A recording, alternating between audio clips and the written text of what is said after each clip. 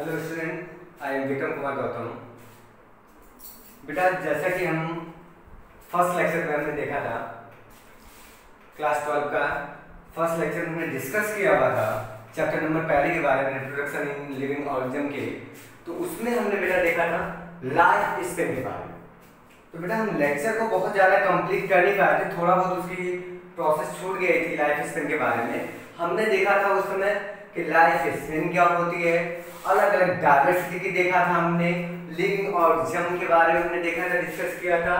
फिर उसके बाद हमने डिस्कस किया था कि डिफरेंट टाइप्स के जो एनसीईआरटी में आपको दे रखे थे लिविंग बीइंग्स या फिर एनिमल्स और प्लांट्स के बारे में, उसके नोट डाउन करने के लिए वो सारे आपको हमने बता रखे थे डिफरेंट टाइप के लाइफ स्पेन के बारे में।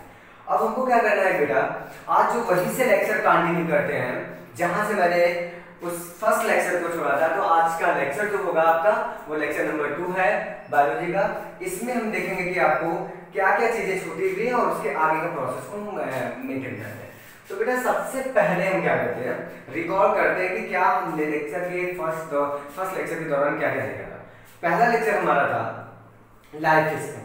तो हमने देखा था क्या लाइफ स्पेन होती है बेटा, कि देखा था the time period of living beings, the time period of birth to the natural death, it's called life span। अर्थात जो जीवन अवधि होती है, क्या कहते हैं, जन्म से लेकर मृत्यु तक की जो जीवन काल होता है जीवधारियों का, उस जीवन अवधि को जो पीरियड होता है, टाइम पीरियड, उसको हम कहते हैं बेटा जीवन काल कहा जाता है या फिर लाइफ स्पेन कहते हैं।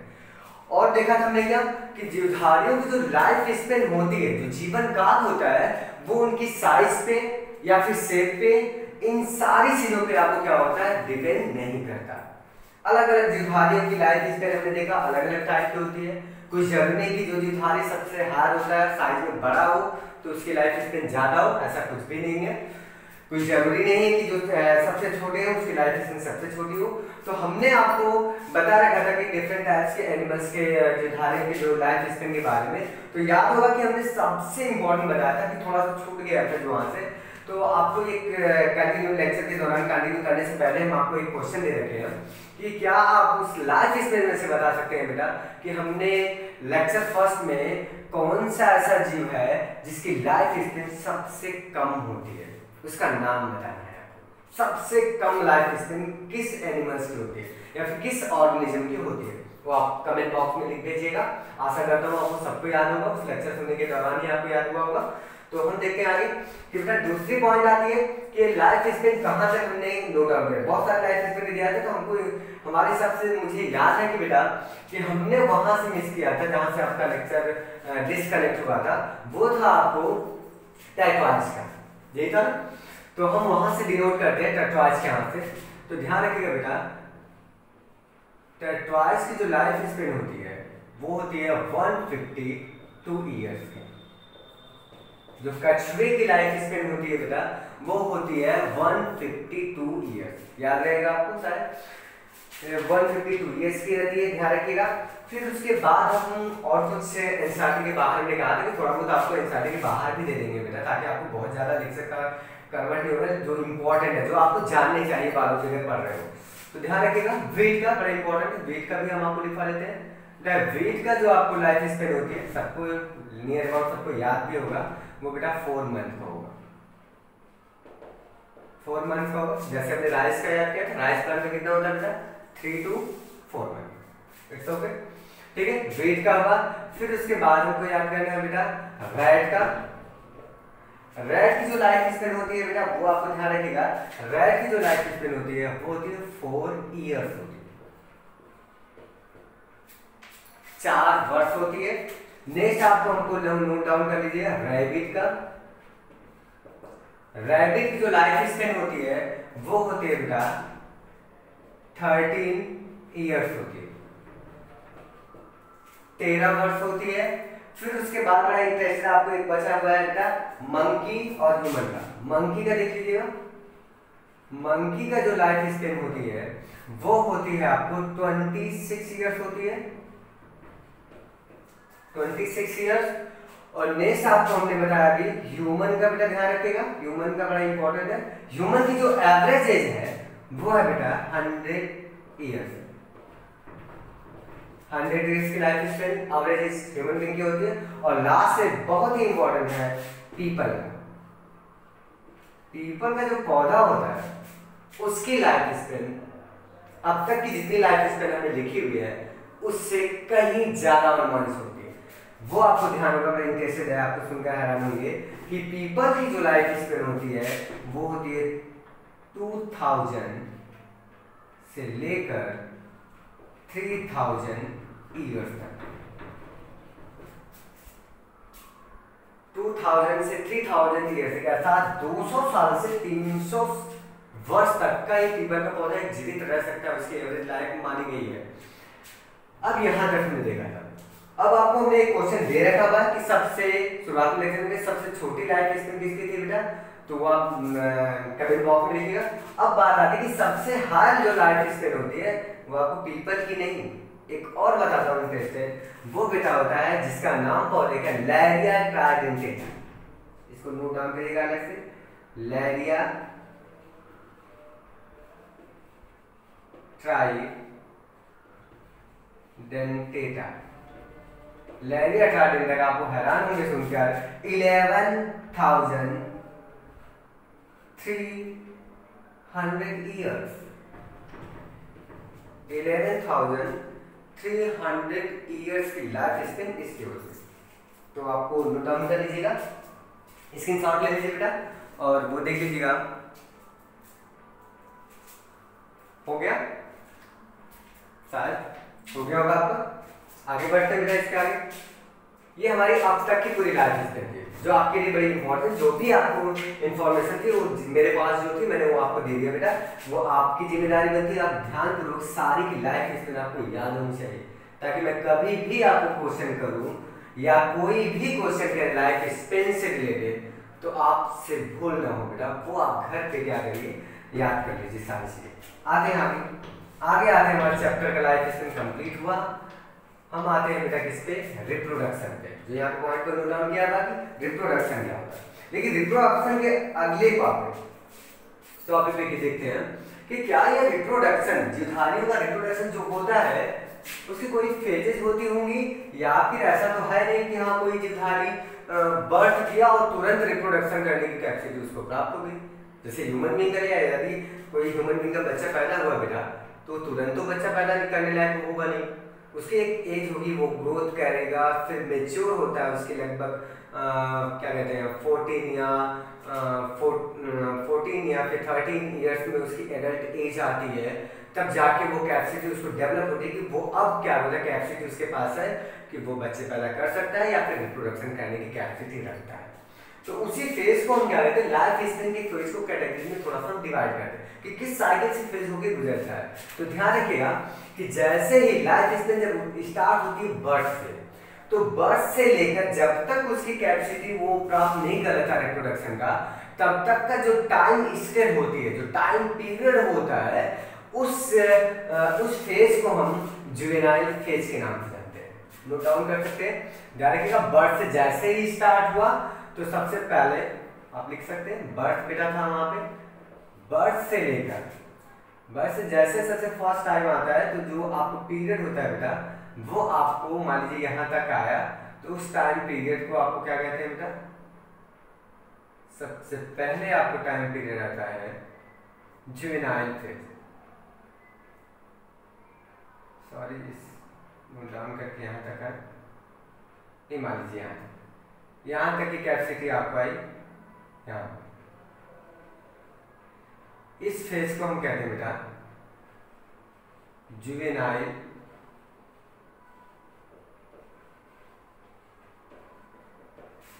फेज कहते हैं। नेक्स्ट आते हैं यहां से, इस पॉइंट दूर से हम स्टार्ट करते हैं आगे एक फेज। यहां से जैसे ही कैपेसिटी आगे बढ़ती है बेटा, यहाँ पे थोड़ा सा अलग हम परफॉर्म दें ताकि आपको बड़े अच्छे तरीके से याद रहे।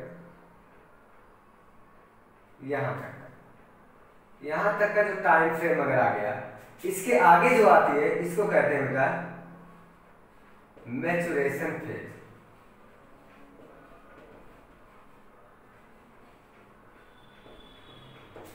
मैचुरेशन फेज होता है।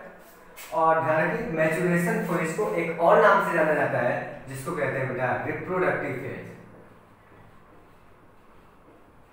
रिप्रोडक्टिव फेज, रिप्रोडक्टिव फेज इसलिए इसको कहा जाता है मैच्योरेशन फेज को, क्योंकि जब हमने बताया भाई कि बर्थ से लेकर तुरंत ही वो ऑर्गेनिज्म रिप्रोडक्शन करने की कैपेसिटी नहीं रखते हैं, जैसे एक स्टेज से वो गुजरते हुए, टाइम पीरियड से वो गुजरते हुए जाते हैं, जैसे मैच्योर होते हैं, मैच्योरिटी में प्रवेश करते हैं उस फेज में, तो उस फेज में अब कैपेसिटी उनको प्राप्त हो जाती है बेटा, उनके सारे ऑर्गन्स डेवलप हो जाते हैं और हार्मोन सिग्नल जो होते हैं बड़े अच्छे तरीके से काम करते हैं, तो उस समय क्या होता है वो ऑर्गेनिज्म आपको क्या होता है रिप्रोडक्शन कर सकता है। तो उसी पीरियड को इसलिए हम मैच्योरेशन फेज को रिप्रोडक्टिव फेज भी कह सकते हैं।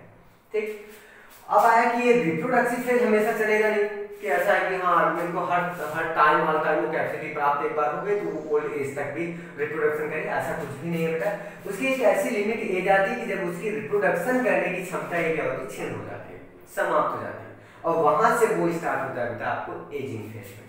तो ये ध्यान रखिएगा, वो यहाँ से आपको क्या होता है एजिंग में आ जाता है, बुढ़ापे में जो सेनेसेंस कहते हैं, या फिर आप कह सकते हैं यहाँ से एजिंग कहते हो, एजिंग, और इसका दूसरे नाम से कुछ कह सकते हो सेनेसेंस कहा जाता है, सेनेसेंस।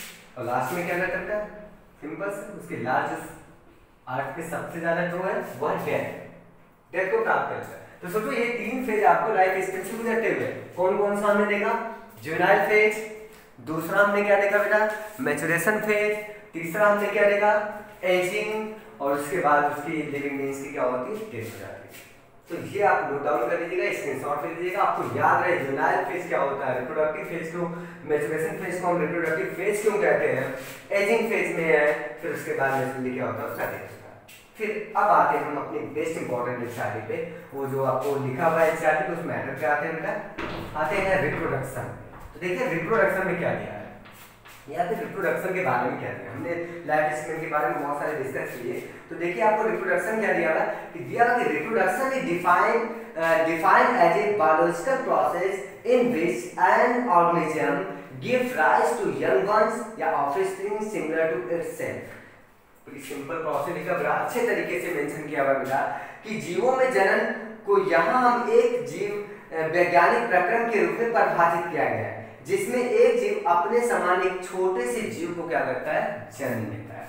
बड़ी इंटरेस्टेड है आपके, चाहे वो इंग्लिश मीडियम वाली एनसीईआरटी ले लीजिए चाहे हिंदी मीडियम वाली बेटा ले लीजिए। तो आपको हिंदी मीडियम जानते हैं, आप हिंदी मीडियम से पढ़ते हैं तो आप हिंदी मीडियम के एनसीईआरटी का पढ़िएगा। एक्चुअली क्या है कि मैं तो इंग्लिश मीडियम से बेटा आपको पढ़ाता रहता, तो मैं अधिकतर मेरा सबसे इंपॉर्टेंट फंडामेंटल होता है इंग्लिश मीडियम, तो बहुत ही नेचुरल है। तो हम उस पे आते हैं कि रिप्रोडक्शन क्या है। यदि हम बायोलॉजिकल प्रोसेस के रूप में देखा जाए, जीव वैज्ञानिक के आधार पे देखा जाए, या फिर जीव विज्ञान के आधार पे देखा जाए, तो ये जो रिप्रोडक्शन का जो प्रोसेस है रिप्रोडक्शन उसे करते हैं। तो आपको यही क्या है कि reproduction is defined as biological aspect in which, कि अगर बायोलॉजी के एस्पेक्ट से देखा जाए तो रिप्रोडक्शन जो प्रजनन होता है, सॉरी रिप्रोडक्शन ध्यान रखिएगा बेटा, मैं आशा है कि आपको इसकी हिंदी याद होगी।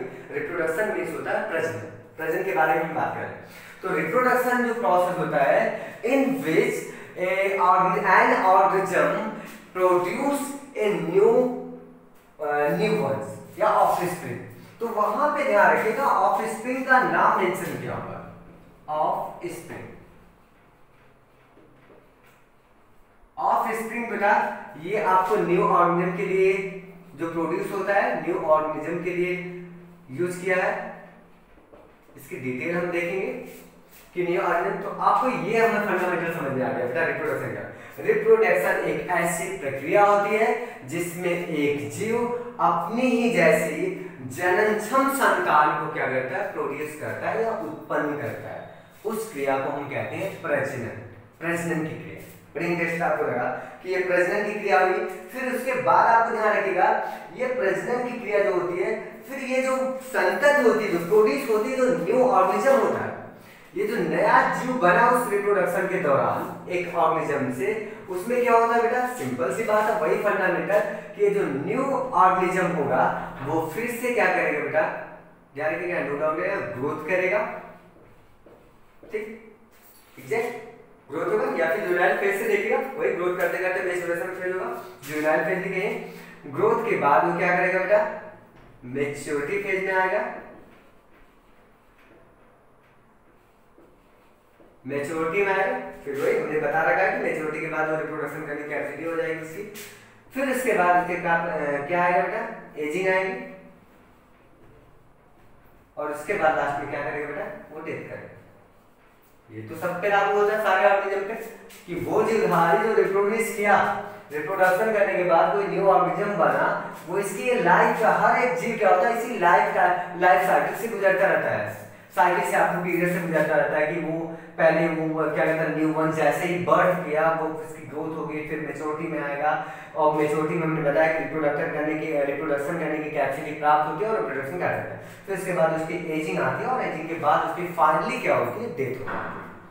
अब आगे फाइनली आपको कि ये बर्थ डेथ हो जाती है, कि रिप्रोडक्शन जो होता है, ये रिप्रोडक्शन क्यों होता है या क्या है, इससे क्या फायदा मिलता है, जीवधारी आखिर क्यों ऐसा रिप्रोडक्शन करने की कैपेसिटी इन्वॉल्व कर रहे हैं, ये नेचुरल है, प्रकृति का है। तो इसमें देखना है कि रिप्रोडक्शन जो एक प्रोसेस होता है, इस रिप्रोडक्शन में रिप्रोडक्शन इज इनेबल, आप कह सकते हो reproduction enable the cavity of the species, ये लिखा हुआ कि enable to capacity of species, अर्थात कह सकते हो कि रिप्रोडक्शन ही एक ऐसा प्रोसेस होता है, ध्यान से सुनिएगा बेटा, रिप्रोडक्शन ही एक ऐसा जीवधारियों का मात्र साधन है, प्रोसेस है, जिसके वजह से ही आज अर्थ पे ह्यूमन बीइंग की स्पीशीज बनी हुई है। जैसे आप सपोज दैट करो, आज से 1750 ईस्वी, सपोज करो अपने से 1750 ईस्वी का कोई व्यक्ति इस समय इस अर्थ पे कोई प्रेजेंट होगा नहीं। इस युग में कैसी व्यवस्था हमारी रही होगी, आज तो इस मॉडर्न में जब 2000 में देखा जाए 2020 में आपको बहुत सारे साइंस आगे बढ़ चुकी है, हमको जो आज हम ऑनलाइन क्लासेस भी ले सकते हैं बेटा, हो सकता है उस समय ऑनलाइन क्लासेस लेने की प्रक्रिया नहीं थी, लेकिन वो क्या, वो ह्यूमन बीइंग जो उस समय के भी ह्यूमन बीइंग रहेंगे, उनकी एक स्पीशीज रही होगी, लेकिन इस समय के सारे स्पीशीज क्या होंगे बेटा, वो समाप्त हो गए, कोई भी एक व्यक्ति नहीं बचा होगा इस समय सारे रखे। लेकिन एक ऐसा माध्यम था उनके पास, रिप्रोडक्शन एक ऐसा माध्यम था जो अपनी जैसे स्पीशीज को क्या करता है, प्रोड्यूस करता है, और उसकी स्पीशीज की जो कॉन्टिन्यूटी होती है वो ताकि बरकरार और कॉन्टिन्यूटी चलती रहती है। तो हम ये कह सकते हैं फाइनली कि रिप्रोडक्शन मात्र एक ऐसी प्रोसेस है जिसकी वजह से इस अर्थ पे जो स्पीशीज होती है वो बची है। हर एक नई जनरेशन क्या होती है, अपनी पुरानी जनरेशन को इस क्या कहते हैं रिप्लेस करती है। जैसे हमने वही बताया 1750 की जगह रिप्लेस कर दिया होंगे, आज के हमारा भी बेटा ऐसा ही कंडीशन है, हम कुछ दिनों तक जो हमारी लाइफ इसमें होगी वहाँ तक जिएंगे, फिर उसके बाद हमारे पूरे ग्रुप के ह्यूमन बीइंग क्या होते हैं डेथ पे कर रहेंगे, और हमारी जो रिप्रोडक्शन की कारण जो उत्पन्न होंगी, इस पे आगे की जो न्यू वॉर्म्स होंगी वो हमारे स्थिति को क्या कहते हैं रिप्लेस करेंगे, तो वो बना रहेगा। ये कंडीशन आपको वही है कि वो रिप्लेस करती है, और हम क्या करते हैं इसके बाद हम इसके प्रिंसिपल के बारे में कैसे एक दूसरे से फैलती रहती है, आपके निशान बड़ा इंपॉर्टेंट पॉइंट लिखा हुआ है कि हम देखेंगे कि how will study letter in chapter 5 how genetic variation is correlated in interaction during the reproduction. हम उसके जेनेटिक में एक चैप्टर, आपका 5वां लेक्चर है जेनेटिक चैप्टर में देखेंगे कि रिप्रोडक्शन का जो कोरिलेशन होता है वेरिएशन से। रिप्रोडक्शन ही एक ऐसा मात्र साधन है जिसके वजह से वेरिएशन आता है, एक वेरिएशन आता है रिप्रोडक्शन। ध्यान रखिएगा जीवों में जो वेरिएशन आता है, एक चैप्टर आपका होगा इवोल्यूशन, उसमें बेटा जैव विकास पढ़ाएंगे तो वहां पे भी यही रिप्रोडक्शन की बात आएगी। इसलिए तो हम पहले लेक्चर में देख रहे हैं, स्टार्टिंग में पहला चैप्टर दे रखा है कि रिप्रोडक्शन बहुत ही इंपॉर्टेंट है। ये रिप्लेस करने के लिए नहीं बल्कि जेनेटिक वेरिएशन भी इसी वजह से आता है, रिप्रोडक्शन की वजह से, और तभी जाके एक नई स्पीशीज का क्या होता है निर्माण होता है। अगर वो वेरिएशन नहीं आता तो वेरिएशन का जो सोर्स होता है, चलिए आप कह सकते हो वेरिएशन मींस क्या होता है बेटा, विभिन्नताएं। ये वेरिएशन की सबसे ज्यादा कैपेसिटी, सबसे ज्यादा इंपॉर्टेंस आपको इवोल्यूशन में देखने को मिलेगी, वहां पे हम बताएंगे। तो ये वेरिएशन का जो साधन है वो है रिप्रोडक्शन। इससे भी आपको क्या होगा, जीवों के नए जीवों की उत्पत्ति हुई, नए स्पीशीज का निर्माण हुआ। तो ये सारे फंडामेंटल हमने आपको देखा कि जीवधारियों में कैसे होता है, जीवधारियों की कैसे कैपेसिटी चलती रहती है। तो उसमें आपको ये देखना है, आगे बढ़ते हैं लेक्चर में, कि ये फंडामेंटल आपको देखा कि चैप्टर नंबर में देखेंगे। फिर कह रहा है कि हमारे इस डाइवर्सिटी में, there is large diversity on the earth, हमारे इस अर्थ में बहुत सारे जीवधारियों की डाइवर्सिटी मिलती है, विभिन्नताएं मिलती है, जैव विविधताएं देखने को मिलती है, और सबकी रिप्रोडक्शन की कैपेसिटी जो होती है बेटा वो अलग अलग तरीके से होती है, वो अलग मैटर से तरीके से, कोई जरूरी नहीं सारे स्पेसिफिक अपने ही तरीके से रिप्रोड्यूस करें, सारे रिप्रोडक्शन एक जैसे ही होते होंगे नहीं। हमारी डाइवर्सिटी बहुत अनेकों टाइप्स की है, तो हमारी रिप्रोडक्शन भी विथ भी क्या होती है, अलग अलग टाइप्स की है। तो उसी हम टाइप्स पे आते हैं हम रिप्रोडक्शन के। तो ये जो मैकेनिज्म होता है ऑफस्प्रिंग को प्रोड्यूस करने की, ऑफस्प्रिंग जो होते हैं या फिर जो न्यू ऑर्गेनिज्म जो होते हैं वो रिप्रोड्यूस जो होते हैं, उनकी कई विधियां होती हैं। तो उन विधियों के जो एंसाइटिक मेथड क्या हो उसके आधार पर देखते हैं बेटा। तो on the basis of the participating 1 or 2 parents, ध्यान रखिएगा कि इस विधि में टाइप में देखते हैं कि आपको जीवधारियों के पार्टिसिपेशन क्या है, एक या दो जीवधारियों के पार्टिसिपेशन से या फिर भाग लेने की प्रोसेस की क्रिया की वजह से ही हम रिप्रोडक्शन को दो मेजर पार्ट में आपको डिवाइड करते हैं। जैसे अलग अलग साइड बुक में बेटा हमने कहीं और लेक्चर ले रहा था तो वहां पे हमने बता रखा था कि कई लोगों ने बताया कि 3 टाइप्स होते हैं रिप्रोडक्शन, जनरली आपको एंसाइटिक से 2 ही टाइप को मेंशन किया, तो आपको बिल्कुल जो मैं पढ़ा रहा हूं बेटा एंसाइटिक वही याद करेगा। तो हमने बताया द बेसिस ऑफ द आपको 1 or 2 organism participate in reproduction, तो उसके आधार पे आपको अगर एक ऑर्गेनिज्म भाग लेता है रिप्रोडक्शन में तो उस टाइप के रिप्रोडक्शन को हम क्या कहते हैं, इसके आधार पे पार्टिसिपेशन के आधार पे रिप्रोडक्शन जो होता है वो बेटा आपको इसको 2 भागों में डिवाइड कर देगा। रिप्रोडक्शन को एक पहला जो रिप्रोडक्शन होता है उसको कहते हैं बेटा असेक्सुअल रिप्रोडक्शन, असेक्सुअल। दूसरा जो होता है वो होता है सेक्सुअल रिप्रोडक्शन।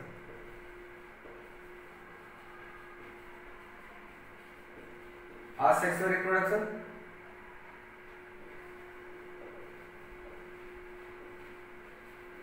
और दूसरा जो हमने लिखा सेक्सुअल रिप्रोडक्शन।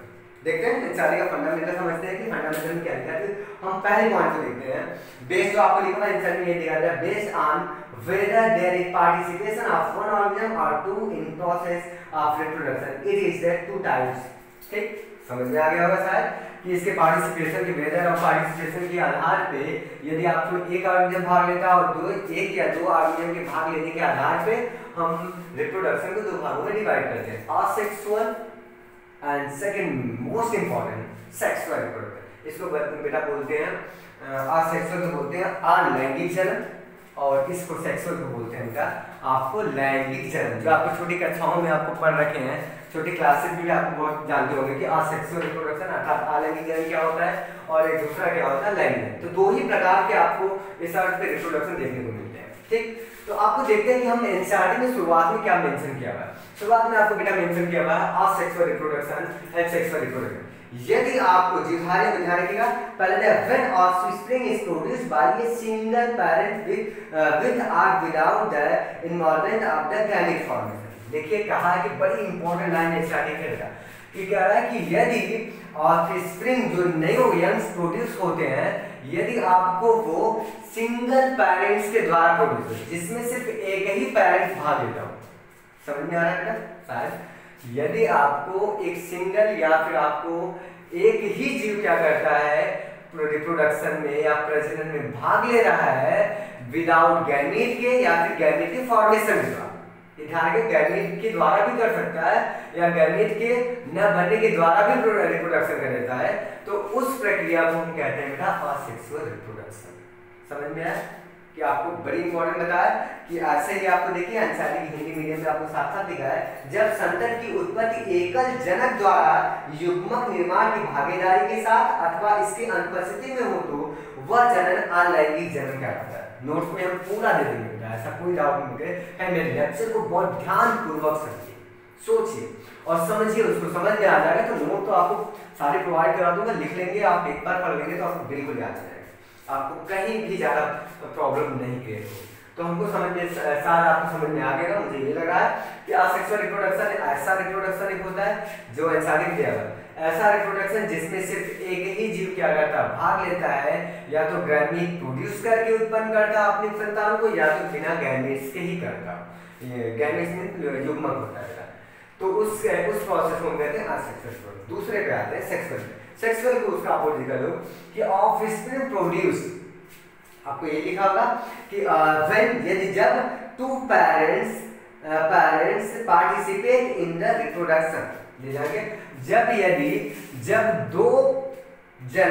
दो पेरेंट्स अपोजिट सेक्स के, ध्यान रखिएगा जिनका सेक्स अलग होगा, एक मेल होगा एक क्या होगा फीमेल होगा, ऐसा नहीं कि एक होगा अपोजिट सेक्स लिखा हुआ ब्रैकेट में आपको दे रखा है भाई अपोजिट सेक्स के, एक मेल होगा तो एक फीमेल होगा।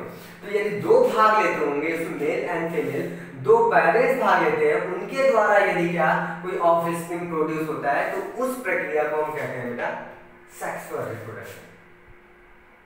ओके, शायद पूरी समझ में आ गई होगी वैसा। तो ये बड़ा ही इंपॉर्टेंट फंडामेंटल था। तो दो चीजें आपको हमने यहाँ पे समझा बेटा, असेक्सुअल रिप्रोडक्शन के बारे में और सेक्सुअल रिप्रोडक्शन में। अभी यहाँ तक का मैटर खत्म नहीं हुआ, आपका लेक्चर ज्यादा बड़ा हो जाएगा, इसलिए हम ज्यादा कॉन्टिन्यूअस नहीं करते हैं लेक्चर। आपका अगर हम क्लास में लेते तो बेटा शायद आपको बहुत देर तक पढ़ाते, लेकिन फिलहाल आपके टाइमिंग तो देखना है। तो ये ध्यान रखिएगा, आपको ये दो चीजें याद रखिएगा, सेक्सुअल रिप्रोडक्शन का फंडामेंटल हमको क्लियर हो गया, जुवेनाइल फेज क्या होता है, मैच्योरिटी फेज क्या होती है, रिप्रोडक्टिव फेज किसे कहते हैं, एजिंग क्या होता है, फिर डेथ आता है। फिर इसका आप लोगों ने बताया कि किसके आधार पर रिप्रोडक्शन के कितने पार्टिसिपेंट में बांटा गया, तो वो आपको असेक्सुअल एंड सेक्सुअल, जो एनसीईआरटी में थोड़ा सा फंडामेंटल दिया तो वो हमने बता दिया सेक्सुअल रिप्रोडक्शन एंड क्या होता है आपको असेक्सुअल रिप्रोडक्शन। और कल हम अगले लेक्चर नंबर 3 में आपको पूरा डिटेल में बताएंगे असेक्सुअल रिप्रोडक्शन के बारे में। तो thank you, best of luck, good bye.